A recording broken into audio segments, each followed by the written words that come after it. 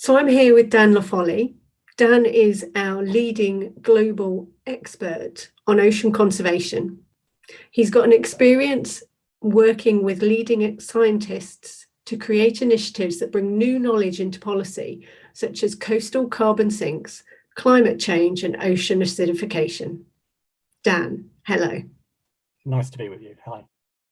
Our oceans absorb 20 to 35% of human-made carbon dioxide every year, and we're increasingly hearing the term blue carbon.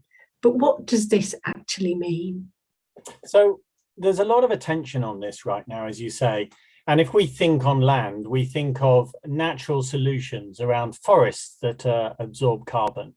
We think of soils, and we think of all the carbon stored in peatlands. And the coastal and marine environment is really not that different. So blue carbon is the term that's been given to particular ecosystems under the UNFCCC, such as seagrass, mangroves, and salt marsh, that through their natural processes lay down vast amounts of carbon into the underlying sediment. And of course, this carbon is carbon that can be re-released into the atmosphere and into circulation if we don't treat these habitats in the right way.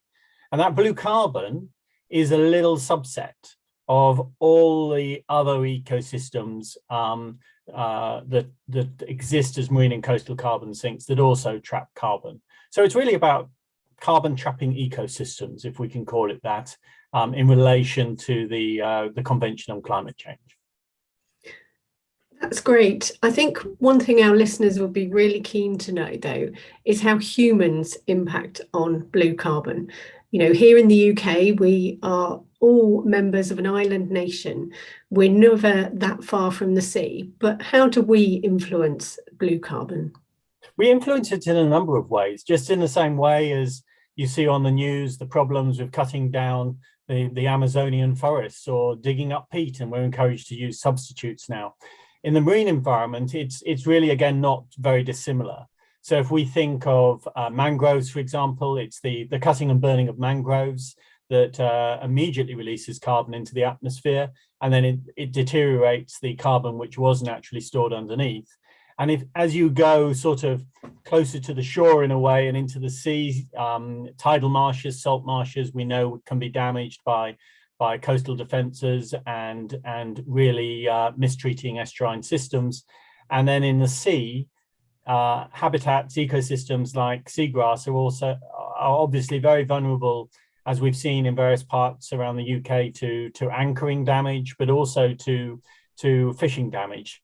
Things that disrupt the seabed when you get away from things like mangroves are the activities that are really causing problems for nature capturing carbon and trapping it in natural systems as it wants.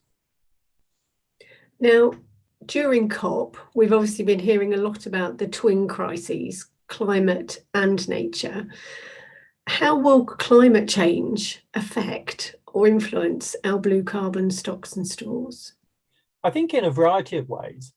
I think if we're thinking of some of the carbon that's been laid down over the eons by natural systems, the inorganic carbon, the carbon that comes from broken up shells, for example, that have been around organisms, that is probably likely to be increasingly vulnerable to issues such as ocean acidification and the dissolution of fixed carbon into the overlying water mass.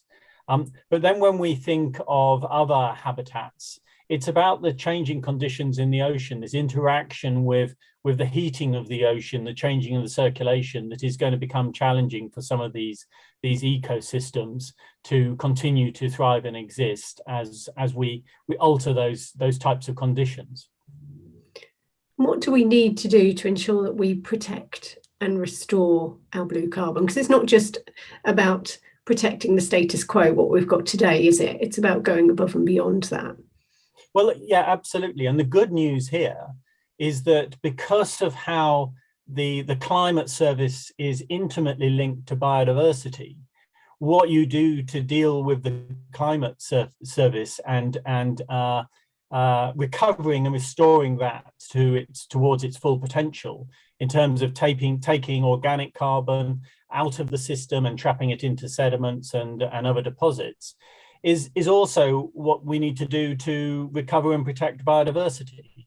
So one of the things that we need to do is look at where there is carbon, particularly in marine protected areas, which we've already agreed should be protected.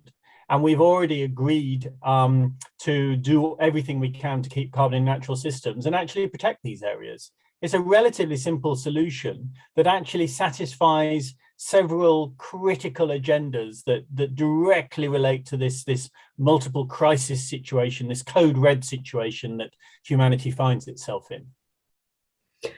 So thinking now a little bit about the bigger marine ecosystem, we've got marine protected areas. Let's say, for argument's sake, they're there and they're protecting our blue carbon. But how can fishing and wider marine spatial planning, how we use our marine space as a whole, contribute towards protecting and enhancing those stores?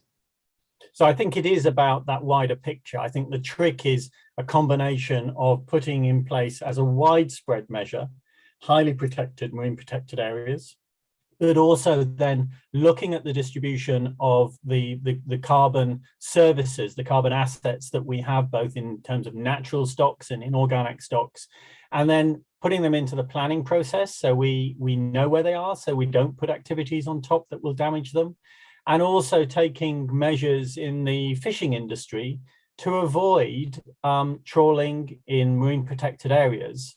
But beyond that, we know that because these marine protected areas were set up for biodiversity, there are areas that are stuffed full of carbon that don't really, and are of particular importance, that don't really have any protection. So we could set up new marine protected areas on the basis of the carbon service with biodiversity and do that as well.